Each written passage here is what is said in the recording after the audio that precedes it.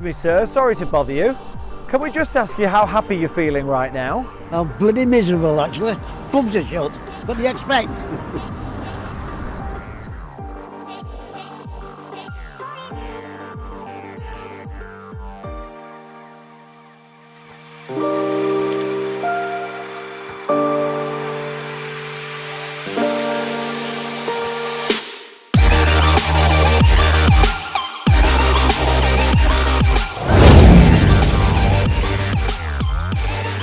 Ladies and gentlemen, boys and girls, welcome back to the Handbagged, Man-Bagged, Bum-Bagged podcast. We mentioned last week that we were going to be playing around with the new setup. This week is the debut of that new setup. As you can see, we are looking straight into one camera and not the obligatory Zoom call that we have been doing since we first set this thing up back in November 2020. And we sacked Jake. Well, we have Jake. Where is Jake? We don't know. That's a good question. We don't actually know where he is. As soon as we were about to walk down to come and record, and no response.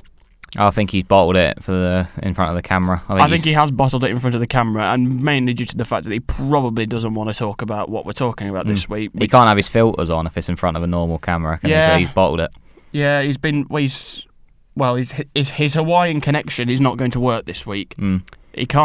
I can't edit a Hawaii background onto him this week, so hopefully this works. I think we've set it up quite well. It looks all right. We'll see when I come to edit it, but it works out well. And so the good thing is as well, we can actually look to each other when we're talking now about looking off shot. Like when me having a conversation, I can turn around like this and still be in the shot instead of me looking over there and then just suddenly. And you can see now I'm just staring off camera like we would have been doing. Yeah, so it does implement a number of changes that we are making. A lot more going on behind the scenes with the whole editing footage and stuff and everything like that. But in terms of the content's staying the same. And as much as we enjoy making the content, it's not getting any better, but it's not getting any worse. So also, it's the fact if you're seeing this at all, it's a miracle, basically.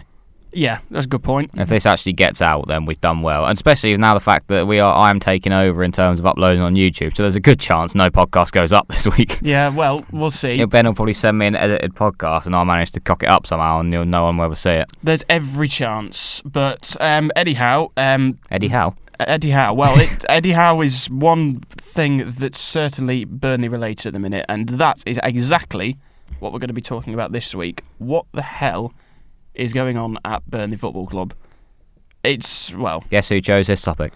Well, it's about time I chose something that we did, because the last few weeks it's been very much tailored to Jake. Yeah. Darts, everything to that nature.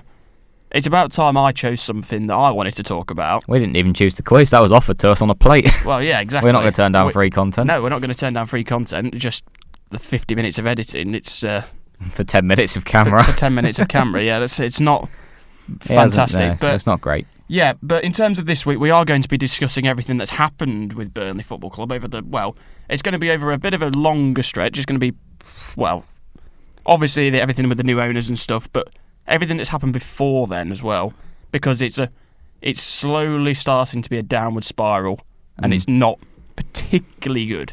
Basically, my job here is to keep an eye on the time and make sure we stop Ben before about an hour and a half. Well, I don't think I'll go on for an hour and a half, but there's a lot that I can go, and you can also implement somewhat anyway. I basically get the choice of how I want to push this. I can just really aggravate you and see if we can get a really good clip of you shouting and swearing, or I can kind of join in and help you out. And well, it's up to you really, because you're really the neutral in this situation. Well, you are the neutral in this situation. I'm basically I'm basically hosting a Burnley fan debate with one Burnley fan. Yeah, exactly. It doesn't really help that I could have done with another Burnley face, maybe even two.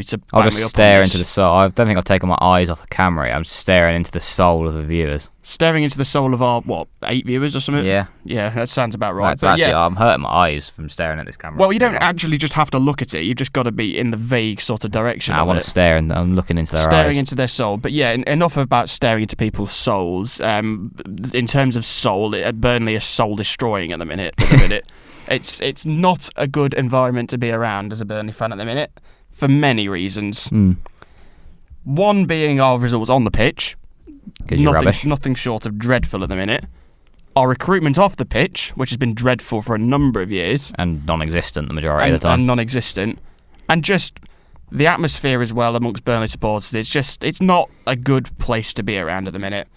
But we'll go back to about 2017-18. That was a season where Burnley defied all the odds, really. Getting into Europe, getting Europa League football, no one saw that coming at all. You'll admit that, no one saw that coming. No one. Of course nobody did. And that's why we voted, we did that thing where we do the two things from each season. Yeah. Dyche got the manager role. I mean, you couldn't really not give it to him. Most effort. I think that's the most effort I've ever put into a podcast, that episode. I think both times we've ever done those episodes is the most time that you and Jake have actually put effort in. I put effort in every week with to be deciding the content normally. I'd say both. The first one I did literally, I remember sitting down and doing it half an hour before we recorded. Well, that's standard, really. That's normal, really. But yeah, going back to 2017-18 is when Burnley did get into the Europa League. Not the group stage, I'll admit. We didn't get that far because we're not that good. Yeah, I was going to say, don't push it. But we got into the qualifying rounds, did okay. Well, I say okay. We did do all right, really. Aberdeen, yes. You've won a couple of games. We beat Aberdeen going into extra time. We beat Istanbul Başakşehir here in added time. My mic is buggering up every single time here, but yeah, we beat Başakşehir. It's just your headphones, mate. It's the headphones. Başakşehir here, beat them over 2 legs. I mean, admittedly, it was 1-0 over 2 legs, but... Standard Burnley. The only reason we really lost to Olympiacos was just... They were just better than us on the day, really. The first leg, they were just better than us, because second leg at Turf Moor, we absolutely dominated them. 100%. What a decline. That was the pinnacle as a Burnley fan for me over the last 4 or 5 years, really. And I'd say we've been up there and about every other season, really. It's the 1920 season when obviously COVID disrupted things slightly, and we had Project Restart. Burnley did finish 10th that season, something around that mark. But seasons around that, the season where you got Europa League only just survived. Yeah. It was a very sticky situation while we were in the Europa League, because we were obviously trying to juggle Europa League, trying to juggle the Premier League and stuff, and the league form did suffer, so much so that we were bottom at Christmas, I'm pretty sure, or in the bottom 3. Pretty sure I said this to a similar extent would be what West Ham would experience this year, and they drop off to bottom half to mid-table, and that way that's a howler on my part. You never know, because they have just lost to Leeds as we are recording this, so... But... That season, we saw Burnley were in a pretty rough situation after the 5-1 loss to Everton on Boxing Day. How we lost to Everton, I do not know, to that scoreline, judging by the state of them now, because they are a mess. Yeah, even Norwich beat them. That's put you in an even worse position. Well, this season, admittedly, we have now got 4 games in hand. It might still be 4 games in hand, because as we are recording this, we don't know the extent of whether Burnley-Watford's going to go ahead. But I'm going to assume it has, and you've already lost. Well... It's open to debate, but... Thank you, Emmanuel Dennis, for the fantasy points in advance. Well, we don't know, but yeah, it took a lot to turn that around, and I think it was testament to Dyche. He'd made a lot of changes. Obviously, at the time, Joe Hart was our number 1 keeper at the time. Oh yeah, I forgot Joe Hart. Joe Hart was our number 1 keeper. I thought he was Burnley's number 1 for a while. It wasn't particularly commanding. It made a lot of changes. It was the arrival of Dwight McNeil. That's when he made his Premier League debut. Scored on his Premier League debut, played really well, and that was really his growth into the Burnley side. Tom Heaton returned from his long injury, just that leadership figure, and we really turned it around, picking up key results. I think the main one for me was when we beat Cardiff, because it pretty much kept us up and put Cardiff down. Yeah, and that was a key one for us. But then we go into the next season building on that. We didn't build any though. No. The only signing we flipping made was Dale fucking Stevens. Sorry for swearing, but it's just really. Why would we want to build on a pretty poor season? I'm enjoying and this. We go and spend what? I know Dyche had wanted him for like 3 or 4 windows now, but then why would we sign him when he's 31? I don't get it. Funny, innit? It is funny because he's played 9 games for us or something, because he's just injured all the time and can't get in the team. But. It's just depressing, man. We actually had a good season in 1920, put a number of good performances in, went to Old Trafford and won, got points off, someone else, one of the big 6, I think. We beat Spurs. That was the previous season, I think. 8 appearances he's made. 8 appearances, well, I wasn't far off, so yeah, Dale Stephens wasted money. Well, not that we actually spent much money on him, but then we come to COVID obviously happened then. We come into the next window, and the owners, again, still don't spend any money. Yep, standard. Josh Browning was the only player we really brought in for about £8 million from Bristol City, which at the time seemed like a good deal, and still today is a good deal because he's arguably our best central midfielder at the minute. Not difficult, to be fair. No, it won't be our best central midfielder when we sign someone, which we'll come to later in the episode. But yeah, but the COVID brought a new era at Burnley, really. The old owners were shipped out, the new owners came in, and that you can see that they are trying to make a difference. Because the problem is with Burnley over the last, let's say 4 or 5 years, since we came back up into the Premier League in 2016-17, after we were basically a yo-yo club. Yeah. The ever-aging squad never got younger. It just kept getting with all the same players that we'd signed in that 16-17 season. Your likes of Ashley Westwood, your Jack Corks, your Jay Rodriguez's. They're now all 30 years old or more, and they're not getting younger, and their average squad age is not getting younger. That's the problem Palace with Burnley. You mentioned Palace. They have shipped off a lot of their older players. Yeah, basically, and Vieira's come in and is trying to make them a lot younger, and he's doing what they were last summer and stuff, and Odsonne Edouard. Yeah. How they were last summer, and then now they've invested in youth, promoted a couple more youth players, got a much younger team overall, and they're doing a lot better. So I think that is the model that our owners are trying to do, but they're not doing it yet. It's still clear to see, and it doesn't help that Dyche.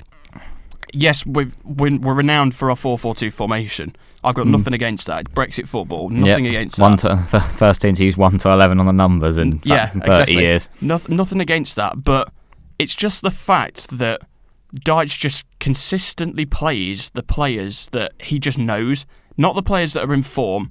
He know when Chris Wood and Ashley Barnes were useless at times, still plays them. Matej Vydra would be ideal for us. Can't seem to get in the team, and no wonder he'll probably want to leave when his contract expires at the end of the season. That's something that the old owners, Mike Garlick and co, really neglected the club in a sense, and it wasn't a good thing at all. I'm trying to get my head around it. Yes, they've tried to bring in signings, but the signings they've made haven't worked. I mean, spending 15 million on Ben Gibson. I mean, for goodness sake, he played like twice for us. He's at Norwich. Norwich. He was Norwich's captain at one point this season. He's still at Norwich? Yeah, he's still at Norwich. He starts for them, I think. But we signed him for 15 million. I think we sold him for 8 in the end after we shipped him on loan to Norwich, and Gibbo fell out with Dyche for some reason. We spent 15 million on Chris Wood, which at the time was a good deal, and it's been proved well of that signing, but we'll come to that in a bit. He made one appearance at Burnley. Made one in the Premier League. Only made one Premier League start, and it was in the 5-1 loss against Everton. He scored though. He did score. It was I say it was a good goal. It wasn't really 100% goals to games for a defender. Yeah, that's impressive. But you say that the only game he started, he conceded 5 goals. Yeah, it wasn't his fault, mate. He scored. Well, never mind. But yeah, Chris Wood we signed for 15 million from Leeds at the time. Very good signing. As I mentioned, we will come to what's obviously happened with him recently over the course of the last week, which I've got mixed views on. Charlie Taylor, another very good signing. I think we signed him for about £6 or £7 million from Leeds. He's come on to, I wouldn't go as far as say one of England's best left backs, but at times he was showing that he has the potential to be that. But he plays for a rubbish team. He plays for Burnley. That's the problem. That's the whole problem. If any England players ever do well, they won't get in the squad. Tarkowski was almost an anomaly, really. Nick Pope. And Nick Pope, obviously, but he's since fell out of form now that the rise of Aaron Ramsdale has really took hold. But I don't know. It's just he'll be championship keeper next year anyway. I think Nick Pope will probably be, if we do go down for any reason, I think he'll be one of the people that goes. So but he'll go be sub-keeper at Spurs. I will touch base with that a bit later on. But yeah, coming back to obviously with the new owners took charge in the new year of 2021. ALCO Capital, owned by Mr. Alan Pace. Your LinkedIn connection. Yeah, thank you. Not that I've ever spoke to him, but it's an opportunity. I had to drop in. You're big time, mate. You know the Burnley owners personally. I know them personally. I've spoken to him a couple of times. Yeah, they came in, but obviously they couldn't really do anything in that first window, obviously because Pace got COVID during that first window when he first bought the club. Couldn't really do anything, so we didn't actually sign anyone, but Dyche worked miracles in that back half end of the season, picking up big points at Liverpool, for example, as we mentioned before. Basically, again, relegating Fulham this time round with a win there. Wood scoring the first Premier League hat-trick for Burnley since Andre Gray in 2016. I'm noticing the trend here, though, on the season. You seem to stay up with a very big win against another relegation rival. Yeah. And who have you got on the last day of the season? Newcastle. It's Newcastle, but I just know that Wood and Trippier will come back to haunt us. It's just 1-0 Trippier.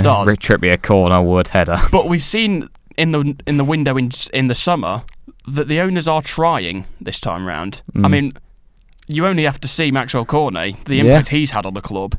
Every Burnley fan loves him. The whole team loves him. He's by far the best player in the club. Yeah. But the problem is we're too reliant on him. Yep. Too reliant. And it's not good for us. Yes, he's brilliant when he plays, and he's got one of the best the minutes per goal ratio in the Premier League at the minute. Plainly because he's only played 10 times and he's got like 6 goals. Because he's always injured, and now he's at AFCON. And he's at AFCON, and he's actually not doing too bad at AFCON. And Algeria have completely bottled it, so Ivory Coast is probably going to go through, and you'll be without him for a bit longer. Yeah, well, he should be back at, hopefully, well, it's a good job we're out of the FA Cup, because that gives us another week where he can still play in AFCON, and it's not going to affect the game of us. With the Premier League having 2 weeks off coming up as well, that helps a lot. That helps a lot. AFCON. And our first game back is Manchester United at home on my birthday, God help. That'll be a great birthday present when you beat United, and you can laugh at Jake and John. I won't laugh in Jake's face, but I'll laugh in John's face for sure. Yeah, you can laugh in Jake's face as well. It's funny. I can't even remember who we brought in this summer window because obviously Maxwell Cornet we signed from Lyon for 15 million quid, which has proved to be an absolute bargain. Really. Connor Roberts from Swansea for 2 million. Yes, he's not played much. He has been injured. Yeah, but he'll be when he can get a run in the team. If he hits his form he was hitting in the Championship, then it'll be a very good signing. But the problem is though for Roberts, he was playing a lot for Swansea and Steve Cooper's team in a back three as a wing back. Dyche would never entertain playing with wing backs ever. But what's been suggested by a number of Burnley fans is whether they play Roberts as essentially a right midfielder. Might as well at this point. There's an option available to do that, but whether Dyche would ever really hazard a chance at doing that is, I don't know. We've obviously got Nathan Collins from Stoke as well, who's turned out to be a brilliant signing as well, even though he can't get in the team at the minute. But when he has played, he's shown signs that he's been an absolutely quality player to sign. Yeah. Big one. Aaron Lennon came back. Well, you say Aaron Lennon, he's come back. It's a weird one because he's actually been really good the last couple of weeks. Yeah. He scored at Old Trafford. Yeah. He's probably Burnley's best player in the dreadful FA Cup game against Huddersfield. Wayne Hennessy as a sub-keeper as well. Yeah, he's been good. He's provided. He's Burnley. What Burnley have lacked for a number of years is that solid backup keeper. There's no question Bailey Peacock-Farrell was good when he was at the club. Apart from when he had to come in against City. Yeah, he's played 3 games for Burnley in the Premier League. A couple of times against City. Twice against Man City, once against Man United. I think he's conceded 14 goals or something. Yeah. Which is a shame for him because he's actually performed really well in those games. Yep. But there's no question that the owners have really tried to show some ambition in that summer window, but performances on the pitch have not been there at all, and it's clear to see that. As a neutral, you'd say Burnley are probably one of the it's clear to see they're one of the worst teams in the league this season. Well, I've always said on the podcast before, haven't I? I always say Burnley are a team that I can never usually see going down. No. Like I literally said to you last year when you were, was it bottom at Christmas or whatever it was? Bottom 3 at least. Something like that. I said then that Burnley, I can never see Burnley going down just because they always seem to get out of it. But I have also then said to you in the last couple of weeks that this season there's something different about it. Yeah, I've even come out and said myself as a Burnley fan that I'm worried. Yeah. I'm really worried because I think the fact we've seen some of the performances that Burnley have done this season. I mean, what could be the problem here is that it's realistically, despite the troubles at Everton and Leeds in their starts of the season. Well, Leeds will be fine. They've turned it around now. Everton with Benitez going now will get a new manager in, and that new manager bounce. They'll pick up 12 points out of 15, and that'll be enough to keep them up. So realistically, we're looking it's between 4 clubs. It's between Watford, 4 Newcastle, clubs. Burnley and Norwich. One of those stays up. One of those is also the richest club in the world and is looking to get in 2 very, very good centre-backs before the end of the window. And they've also been linked with one of ours again, which again we'll come on to later with Newcastle nicking our players. But it's clear to see that we need to spend in January. There's no question about that. If we don't, we're buggered. And the owners, again, have been looking to be quite ambitious with who we sign. But what I can see from what the owners want to bring in are players that Dyche doesn't really want. I think that's quite clear to see because the owners are trying to get us into a more fluid style of football, not just hoofing it forward. Yeah.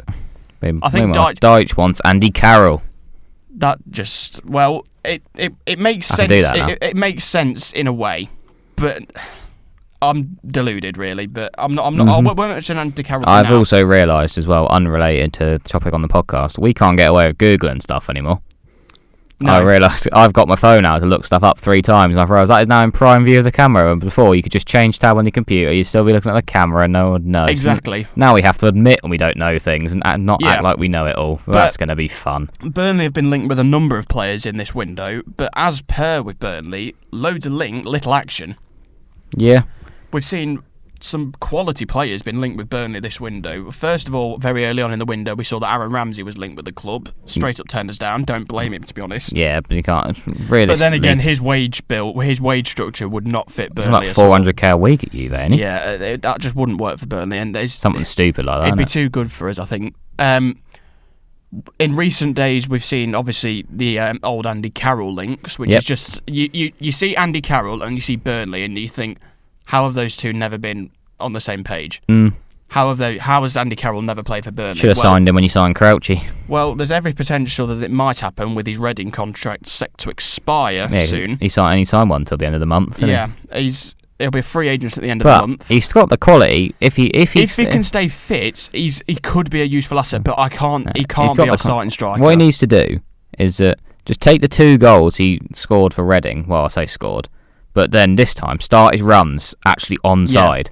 And then do that again. And then if he can do that every couple of games, then he'll score like 15 worldies and you'll stay up. Exactly. It might sound deluded that, yes, Andy Carroll might be a good signing. But realistically, in the short term, it could be. It could be a good signing. Andy Carroll on 6-month contract. He cannot be a starting striker, though. That's the only problem. If he's our starting striker, we are doomed because, yes, he's not fit enough, really. It'll be good as an impact sub for the last 20, 30 minutes or so.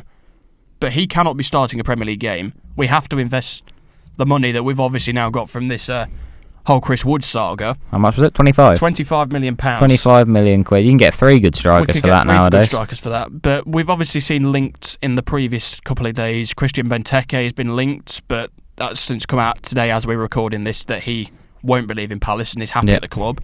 We've seen Divock Origi. You didn't have him, mate. I will personally block that deal myself. What, because he's a Liverpool cult hero? Yeah, no, plus, but no. Well, you still need him, really. Obviously, I'm messing about there, but on a serious note, it has already come out that he will not be leaving in January. Yeah. He will be available on a free in the summer. Yeah. By the looks of it, because he doesn't look like he's getting a new contract. But we've seen. However, he will not be, because of the obviously AFCON and the way it is with Liverpool and the attackers at the moment. As you can see from AFCON, we are about 2 injuries away from having no attack, so he will be staying. We've also seen that the owners are trying to branch a bit more out into the French league. We've also seen links for Rennes striker Serhou Guirassy, who, well, he hasn't really played much this season, but he comes off the bench this weekend and scores twice. So there you go. Maybe he's playing himself into a bit of. I can't pretend to know much about him. Neither did I until I found out that we were supposedly linked with a supposed loan to buy option. We've obviously seen another link as well for a central midfielder, which is another position we do need. Arguably one of the best players in the French league this season, Seiko Fofana. Yeah. Supposedly available for about 20 million quid, but I'm not sure that's really going to happen. I don't think he'd sign, to be honest. Lens are going really well in the Liga, and Burnley bottom of the Premier League at the minute. It's doesn't look particularly good for us, but it shows the intent of the owners that we are trying to bring these sort of calibre players into the club. Yeah. But joking aside, we are trying, but realistically, if we don't sign 2 or 3 players this window, we are buggered, realistically. Yeah. And Your other issue with Fofana is that he is also linked to Newcastle, and they have a much bigger checkbook than you. Yes, and he's also under contract until 2024, which will make him a bit more expensive. Yeah. But yeah, well, you mentioned Newcastle. They've obviously brought in Kieran Trippier, who former Burnley player. Very good signing for Newcastle at a cut price of only 12 million quid. Would be a good sign. I'm just getting his stats up because, again, I can't pretend to know much about him really because I don't watch French football. But 6 goals in 21 in the league, 8 goals in total for the season. That's good for a midfielder. Obviously, what I do know is he scored an absolute corker at the weekend to beat St Etienne in the 95th minute. Yeah. Checked in from the right-hand side, curl one in from right out on the sticks, dodgy angle, into the top corner. Just get him to do that a couple of times. Just get him to do that against Newcastle. Who was it at Fulham? There's someone at Fulham that scored, doesn't do anything all season, but will walk. It was Jean-Michael Seri when they had him. He'd go missing for 5 games, but then he'd pop up and score a worldie, and then I'll get him a point or something. Yeah, but I want to touch base a bit more about Newcastle now, because we mentioned they've signed Kieran Trippier. Obviously, that's a very good deal for them to solidify the defence somewhat. They've also brought in a certain Burnley striker called Chris Wood. Yeah. I'd like to get your thoughts on this before I go on about it. Yeah. Well, I would still argue that this could become a better deal for Burnley than it is for Newcastle. I don't think 25 million. He's not worth 25 million. It should have been much less from a Newcastle point of view, but that's the state they're in now. That clubs are always going to drive the price up. Again, same thing. Well. That It was a release clause that Newcastle triggered. No, Burnley didn't. I don't think the player didn't even know he had the release clause in his contract. Yep. The club were caught off guard. Newcastle triggered the release clause, and obviously, personal terms. To be you're fair, always going to go to a club that's got. Did anyone really think when you sign Chris Wood, when you whack 25 million on there, you don't think anyone's going to pay it, do you? Let's be honest. No. It's like Barcelona; they whack £1 billion on everyone. But if someone actually goes and pays it one day, they'll be like, "Wait, what? Yeah, what? Exactly. This is meant to just be to put people off." There's 2 sides to the story with this Chris Wood transfer. Yes, he is, he's supposedly our main goal threat that we've let go to a relegation rival. But then again, we are getting 25 million for him. Yeah. And if we can invest that properly and get in maybe 1 or 2 strikers to really completely change the way we attack, then there is some positives out of this. But what we've seen so far is that those players aren't actually coming in. Yep, that's what I say it could be. At the moment, it's clearly a better deal for Newcastle. But if Burnley can reinvest the money properly, then I think the fact they've managed to get such a high fee, and realistically, if you were open, you probably wouldn't sell him for much more than you bought him for, which is 15 million. Then I think if he reinvests the money, that's I should have said properly, then I think it will be a much better deal for Burnley and could help them out. Because Newcastle, obviously he's proven he gets double figures. He's got double figures every season since he joined Burnley. But this season, 3 goals in 21 games. Exactly, he's in his worst form. It's the worst season to buy him, effectively. Yep. The worst time for Newcastle. And on his debut for Newcastle this weekend against Watford, apparently he was dreadful. Yeah. Supposedly. But what I will say is, going from the Newcastle point of view, because we're not just here to talk about Burnley all day, but I think what Newcastle have done well with their signings is something I actually said on here many episodes ago when we talked about the takeover, is to focus on Premier League experience. Yep. I did a written piece about Newcastle transfer window, which has never actually ended up going anywhere, and I said in that as well that focus on Premier League experience. Obviously, Diego Carlos have been linked with, Sven Votman they were linked with. That neither of them look like they're going to happen now. But Diego Carlos is not out of the water yet. Yeah, Carlos might still. Both brilliant centre-backs, but haven't got Premier experience. They're not experienced. Varane, he struggled in the Premier League. One of the best centre-backs in the world. Yeah. Couldn't really cut it in the Premier League. Even if they take a month, in the long term, a month to adapt is nothing. But in the short term, a month of another 5 months to keep Newcastle dodgy in the Premier League. defending, that could be huge. So that's why I think Premier League. Say Trippier, we know he can do it in the Premier League, so he's not going to need time to adapt. He's done it for Burnley before. Chris Wood, that's why I said if you look at their centre back options, to bring it back to Burnley, there'd probably be a smarter play would to be, instead of signing Carlos and that other guy from the French league whose name I've forgotten. Badashile. Yeah, that's it, yeah. Instead of signing both of them, I'd get one of them and Tarkowski if you want two centre-halves. Well, I'm drawn on the Tarkowski stuff because this season he has been absolutely dreadful again. His head's not been in the right place. Because, but that's why. Because he's out of contract in the summer and it looks set that he will leave. If the issue is his head's not in the right place, it would be when he signed for Newcastle. Yeah, exactly. So I'd go for him for the experience because he's done it at the bottom of the table. And he's also, as we mentioned, Burnley went up to 7th that year. He can do it, and that's what Newcastle will be pushing for the next couple of years when they spend the money, and he's got experience at both of those things. The problem is that with Tarkowski, I don't see why we didn't just sell him the season before, because we turned down a £40 million bid from West Ham for him. Yeah, but that's what happens when you're the best. We've took the gamble not to sell him, and now we're going to lose him potentially on a free, unless he goes this window, where we're probably going to drive Newcastle a £50 million fee. Could be worse. Could be United with Pogba. They've turned down multiple approaches over the last 2 or 3 years. Some of which probably would have been in the hundreds of millions. And now he looks like he's going to Madrid on a 3 in the summer. That's poor from United. The second time they're going to lose him on a 3. Yeah, but Tarkowski, I'm drawn whether I'd be happy to see him leave this window or whether I'd see if he can turn it around and stick it through to the end of the season, because we've seen from Nathan Collins that he's got the potential to step into the Premier League. Again, it depends what you do with the money. If you get 10 million for Tarkowski, do you go and whack that on? We've seen many links of us being linked with Nat Phillips. Yeah, from Liverpool. I started them, by the way. Yeah, you did start that, but it's a Burnley signing though, isn't it? It just is. Him and Ben Mee together, they'd just be solid.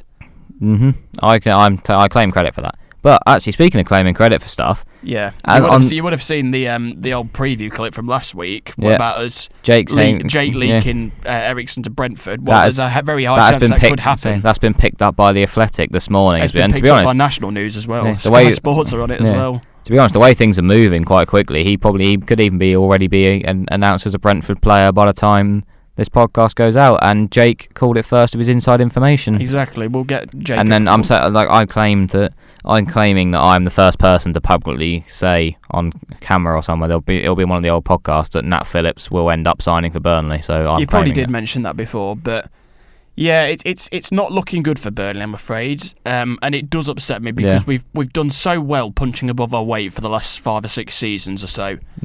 But this season is where a lot of Burnley fans have really thought, we're in a lot of trouble here. Well, a lot of trouble. Let me bring it forward then. Let's not focus on this season anymore. Let's move it forward to 2 different scenarios for next season. To start off, so if you do end up getting relegated, where does it go from here? Do you think you're back up in a couple of years, or are you going to be like Huddersfield and slum it down the bottom half of the Championship for a few years?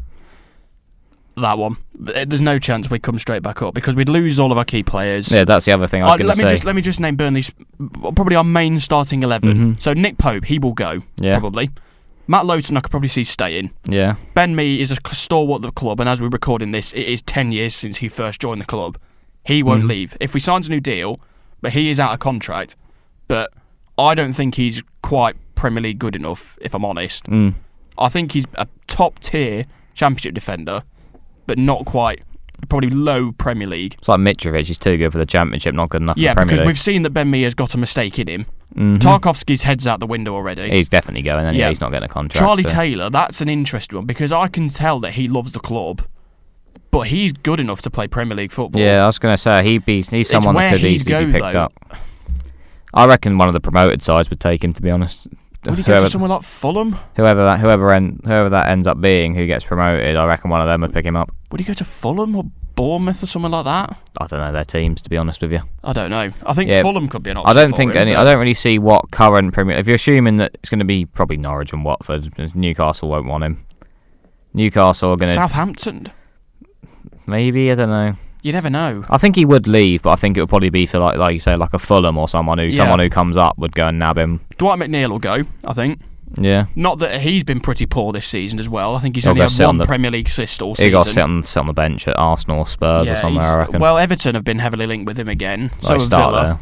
He'd start at Villa. I don't know if he'd start at Villa, actually, the way they're going. He'd start at Everton. He'd definitely start at Everton. Unless they play a Wobie instead, just for Brown and Westwood would stay. Yeah. Goodmanson, God help him, he's well past it. Yeah. Unfortunately, Cornet would leave. Yeah. As much as I'd love to see him stay and do an Ismail Assar and try and get us back into the league. He won't, though. He wouldn't, I don't think. He's too good. He's too good. He'd get snapped. I don't know whether he'd stay in England. I feel like he'd end up going back to France or somewhere. He'd go back to France, or Hertha Berlin were the other team that were linked with him before we signed him. Whether he go and try it in a different league, I don't know. But we've seen he can do it in the Premier League. So what's the Premier League's the most... Well, it's clearly... You can see... It's the biggest high-tempo league in the world, and supposedly. It's just clear... There shouldn't really be a debate on what the best... Even though you could argue it's the Farmers League now, because City are 11 points clear now, but... But at the same time, you can tell it's the best league in the world. When you look at the transfers Premier League clubs have pulled off, you've had Real Madrid and Barcelona. Atletico Madrid and Barcelona, two of the biggest clubs in the world. Yeah. And Trippier and Coutinho have left them for bottom half Premier League clubs. Yeah. And now it looks like, say, Eriksen is going to be, of all the options he could have, we could go play in sort of calmer leagues for his heart and stuff. He's going to join a Premier League team.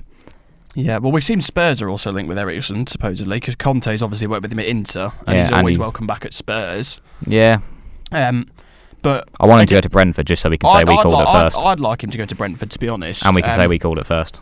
But I think Vidra will leave. He'll go to somewhere like Germany or something. Go back to Derby. Help them out in League One. I don't know. J-Rod will stay, and Barnes, God help, he'd probably stay as well. So Barnes will stay and get 25 goals in the Championship. Essentially, we'd be losing our whole team, and it would be a rebuilding process. Yep. But I'm not going to look ahead to that yet. We have got games in hand, but it very much depends on this January window. If we don't strengthen at all, see you later, Premier League. We probably won't be back for another 5 or 6 seasons. Yeah. Let me give you the alternative then. If you do stay up this season, and you hang on. So let's say you beat Newcastle on the final day. That relegates them, keeps you up. Where does it go from there? Will you then be straight down next season, or would you be able to then, or would they think a rebuild happen in the summer? I don't think we would go down the following season, because personally I think the owners will have realised that things are not right at the club and we need to essentially bring a new birth to the team, because as I mentioned earlier, it is an ageing squad, and it is, I think, the oldest in the Premier League now that Palace have got a lot of their... Well, that's the other question I was going to say. So a rebuild, as you said, is needed. When do you think that is going to happen? Do you think it's going to be like a Palace and be sort of one and done in one window in the summer? Well, get majority of it finished, maybe then just potentially change the strategy, or is it going to be slowly chipping away over a couple of seasons, which probably means you don't make any progress for another 5 years? Well, I think the signing of Maxwell Cornet this summer has shown the intent that the owners want to make at the club, and I think it shows that we do want to try and play at a different style of football, perhaps. But if we can get more signings like that, even if it's just 1 or 2 a season, that's going to help keep plugging away and keep making us go potentially high back up that table to potentially like your mid-table clubs, say your Evertons, your Wolves, your Palaces and stuff. That's where Burnley want to be. But realistically, over the last 5 or 6 seasons, as I mentioned before, we have been punching above our weight, and it's clear to see that. Yeah. But whether if things turn around, it'd be interesting to see who we'd bring in the summer window. If we went down to the Championship, or if we stayed in the Premier League, because Burnley have always been a team that has liked to promote from the Championship and has bring through some of the best players from the Championship into the Premier League. Who would we bring in, though? I've said in the Vavel article I've written before, Brennan Johnson, because he's been a player that's been linked with a number of Premier League clubs. Brentford, mainly. Brentford has been linked with them. We've been linked with him before he's had this amazing season at Forest. Well, when he was at Lincoln, after last season at Lincoln. After he was linked with Lincoln, after he'd come back from his loan with Lincoln, we were supposedly interested in the summer. There's a lot of players that are available. You probably get something, nab someone from Stoke like you always do as well. Give us Tyrese Campbell. I'd take him in a heartbeat at the minute, to be honest. I've said before... Probably more likely Burnley. It's probably more likely you walk away with Joe Allen. Well, yeah, probably. We'll probably end up with James flipping Chester. Joe, to be fair, when we went to watch Stoke a few months back, Joe Allen was the best player on the pitch, and I'm not having anything about it. No, he was. Anyone say the other way. He was. And I'd said as a joke he'd score a 40-yarder, and he lined one up from 30 yards in the game, and I thought I couldn't believe. I thought I'd called it, and it went into Rosette. Yeah, well, I have realised that I have been going on about Burnley for close to 40 minutes now. So yeah, but that's what we had planned for the content. It is what we had planned, and I think it's about time I really started to express my feelings about how things have just gone dreadfully wrong this season for Burnley, and what we can do about it. Because if we look at the fixtures that Burnley have got, The next month or so is pretty much a write-off. We've got Arsenal, Liverpool and Man United in the space of, the next month or so. Yep, Watford looks like, at the time of recording, looks like it won't happen. At the time of we are recording this, the Watford game that was supposed to be tomorrow as we are recording this, Tuesday as it goes out, looks like it's going to be called off. So obviously you lot will know by then because it will be Thursday. Because apparently we've got 10 recognised players, supposedly. And I'm going to guess that it went ahead and Watford won, and Dennis scored a hat-trick for my fantasy. But then if we're looking at some of our fixtures, right, so we've got a lot of games in hand to try and fit in. Yeah, that's the other problem. We've got 4 games in hand. Where are you going to fit these extra 4 games in? Well, it helps that we're not in the FA Cup, we're not in the League Cup, we're not in Europe, so we have got some midweeks free. Some of your opposition are, though. Won't have those weeks free. We've got Villa as one of them. Spurs are obviously out of all the cups by the FA Cup. There's only 3 teams left in the Carabao Cup, and one of those is getting decided this week. What's our other games? Everton, they're not in any of the cups other than the FA. One thing how many games has Burnley called off, and how many have been the opponents? Because if it does get to the point where they can't be played, this is the thing, and the Premier League calls for one side to forfeit, will you gain points or will you lose points? The first game that was called was Spurs, but that was because of the weather, not because of any COVID-related stuff. That's because of the dreadful snow that happened, and they just couldn't clear the pitch. So technically, that is Burnley calling it off. Essentially, it was the referee called that off. Yeah. It wasn't either club because of COVID and stuff. The Watford game, that it was originally supposed to happen on the 14th of December. Yeah. That was Watford calling it off 2 hours before the game. Oh yeah, so that one. So that one's theoretically Watford. That one would be a Burnley win if it had to be forfeited. Villa, 4 days later, 2 hours before kick-off, Villa called the game. Yeah, so that would be another one. Everton on Boxing Day. That was Everton. And then this one is now Burnley. The next 2 have actually been Burnley. So... if Burnley and Watford have called that one off twice, that one's cancelled out. So potentially the FA Cup game against Huddersfield as well, if the FA weren't making teams actually play the games, that would have been called as well. Because you should have seen the state of our bench. It was... I don't think I'd have heard of any of them. No, it was nothing pretty. Because, obviously Dyche had COVID as well in the last couple of weeks, but our assistant Ian Wone has said that we'll just get on with it. Even if we've got the players available, we'll just get on with it. That's the Burnley way. Yeah. But at the minute, we've got 11 fit players. Obviously, Cornet's at AFCON. We've got a couple of players out with COVID, various injuries and stuff. We generally can't fill a team. And it's nothing against that, because obviously we've had other teams in the Premier League that have called off games for even worse reasons than this.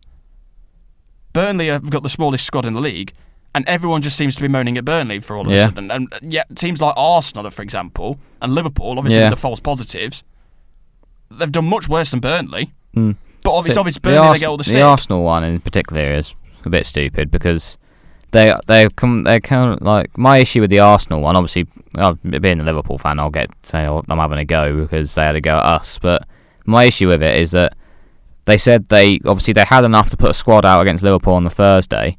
Since that game, they've loaned 2 players out, and now they can't. And now they can't get a squad. So let's just look at Burnley's fixtures again, as we're going to say. So we've got Arsenal, Man United, Liverpool next 3.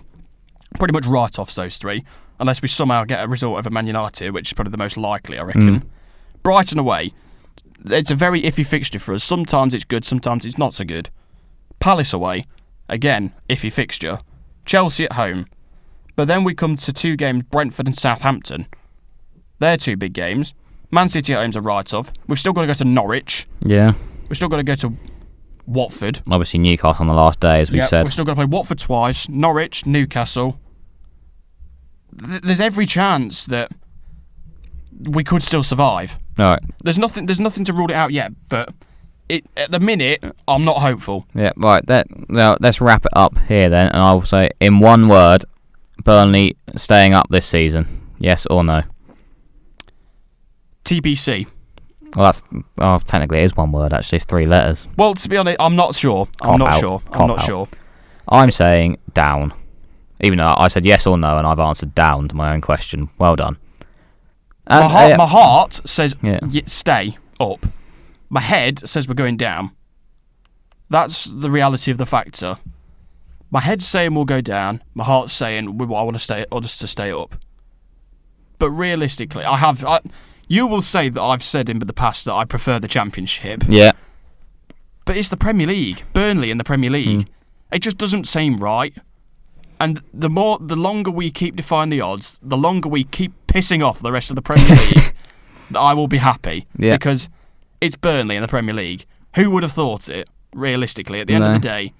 Burnley playing Premier League football in our crappy little ground with wooden seats and a bitterly cold wind, giving it big against the big boys.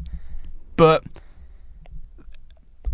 every single time we've been in this situation, this is the worst. This is the most I've been worried. Yeah. This is the worst I've been worried. Because at the minute, I don't see how we turn it around, because we've got no one we can bring off the bench to really turn it around. No. And no one we can really mix the team up. So, if we're saying this, if the final day was, let's say, the start of February, I'd say down. Yeah. Obviously it's May, and if we come back to this at the end of January, if we've signed some players, I'll say, let's think about it. There's every chance we could still stay in the league. Yeah. But at the minute, I'm not hopeful. Let's just put it that way. I'm not hopeful. All right. I think that sums it up quite well. I think we wrap that up there, to be honest. I think I've ranted on long enough. You've ranted on for a while. Well, we'll see if any other Burnley fans watch this. Let us know on our socials. I think you're anyone else actually watching it, not just Burnley fans. Oh yeah, but hopefully we can push this one to Burnley fans. Well, get it out there. We'll work it out. Yeah, but if anyone, let us know. But I'm sure if you put it on Burnley Twitter or somewhere, someone will. I'll do my obligatory retweets. Let us know if any Burnley fans watch, what your thoughts are on either, say, on our socials. I know a lot of Burnley fans are in the same boat as me and will feel the same way as me, but I don't know how to think about it, really. Unrelated to that, if you just fancy interacting with the podcast, let us know what you think of the new setup, and if it even gets to you, because I'm still not convinced. I won't cock it up when trying to put it on YouTube. I'm not ranting for 45 minutes just for it not to be uploaded. Yeah, to be honest, this was just basically a therapy session for you. It might not put up anyway. Well, it's just been a stressful old couple of weeks, really. Just everything, stress. But, hey-ho, I'm hopeful Burnley will stay up. But realistically, I'm not confident. Okay. But that's the rant over. That is the rant over. I think you're going down, can't lie. Jake would definitely say we're down. He hates Burnley. Jake said they're down from the start of the season. But Jake hates Burnley with such a passion. But, yep. It's time to wrap up this week's Burnley rant of the HMB podcast. Thank you very much for listening. And we shall bring you next week's footage. Well, I don't know what we're going to do next week. As if we won't decide that before 2 hours beforehand. Yeah, it's normally an hour beforehand that I'd make an executive decision. But hopefully, Jake won't disappear in between now and when we record next week, like he has done today. But hopefully the camera will work all well. This episode will actually get out, and then we can go again with this setup, with a third person, either probably on Ben's right. Yeah, well, here probably. Yeah. Or there, well, depends. Jake, I'm pretty sure both times we pointed there we were out of shot. Well, I can't remember how I set it up. So, yeah, well done. Right, you have to blur that. End it there. Right, see ya. Ta-ra. Bye.